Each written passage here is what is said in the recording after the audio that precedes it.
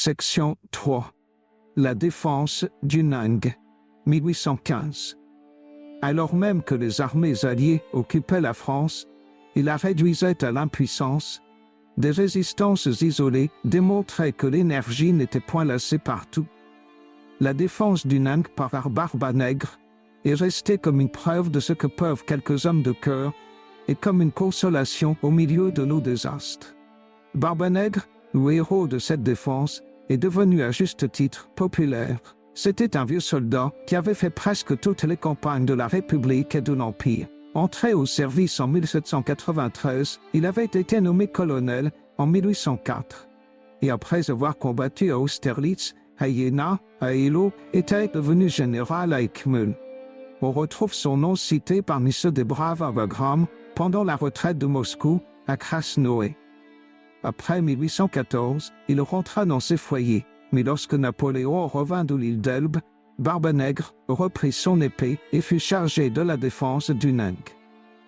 À la nouvelle du désastre de Waterloo, il réunit sa petite garnison composée d'une centaine d'artilleurs, de 5 gendarmes, d'une quarantaine de soldats provenant de différents régiments de ligne, d'une vingtaine de douaniers, de quelques militaires retraités et enfin de 150 gardes nationaux.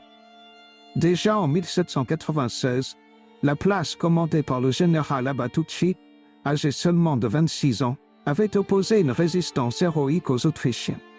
Le général avait péri glorieusement et un mouvement avait été élevé en son honneur.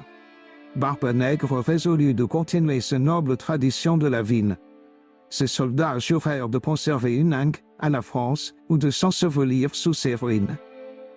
Après quelques escarmouches contre les habitants de Bâle, qui étaient venus ravager les villages voisins, Barbanègre vit approcher une véritable armée, conduite par un prince autrichien, l'archiduc Jean. Une Nang se trouva complètement investie le 14 août et les Autrichiens ouvrirent la tranchée. La guerre était terminée depuis longtemps et l'ennemi eut pu attendre la signature du traité définitif. Mais la résistance de cette petite ville blessait l'orgueil des Alliés. Et bientôt 130 bouches de feu tonnèrent, lançant des bombes qui détruisirent la plupart des maisons. Barbanègre ne s'émut point. Il avait fait blinder avec soin une caserne qui servit de refuge aux blessés, aux vieillards, aux femmes et aux enfants. Les habitants valides secondaient la garnison et travaillaient soit à éteindre les incendies, soit à porter les munitions.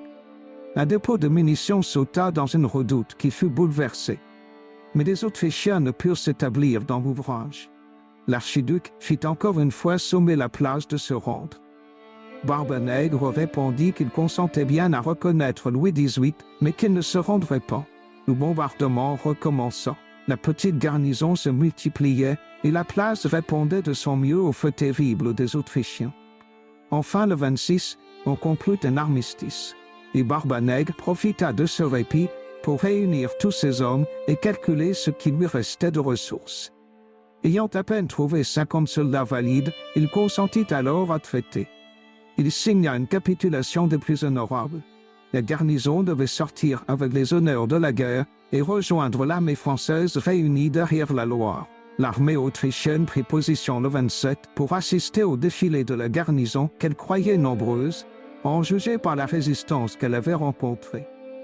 La population des villages voisins et de Bâle était accourue pour assister à ce spectacle qui fut un des plus curieux que l'histoire ait eu à enregistrer.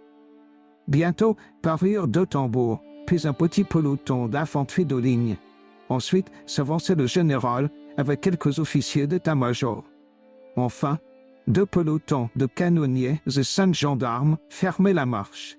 En tout, une cinquantaine d'hommes, presque tous blessés, tous amaigris par les privations et noircis par la poudre.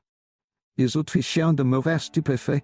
Une armée de 25 000 hommes avait été arrêtée pendant 11 jours par une poignée de braves. L'archiduc Jean ne put s'empêcher de témoigner son admiration. Il s'approcha de Barbanègre et l'embrassa. Cette résistance fut l'arrêt de mort du Nang. Les Alliés ne voulurent point laisser subsister une telle place qui avait joué toujours un rôle important dans la vallée du Rhin.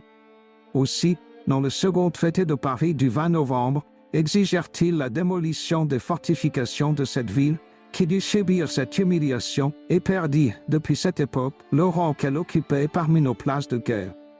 Elle demeurait aux mains françaises, elle ne l'est plus aujourd'hui sinon de cœur, depuis la fatale guerre de 1870 qui nous a enlevé la province si belliqueuse et si patriotique de l'Alsace. Fin de la section 3.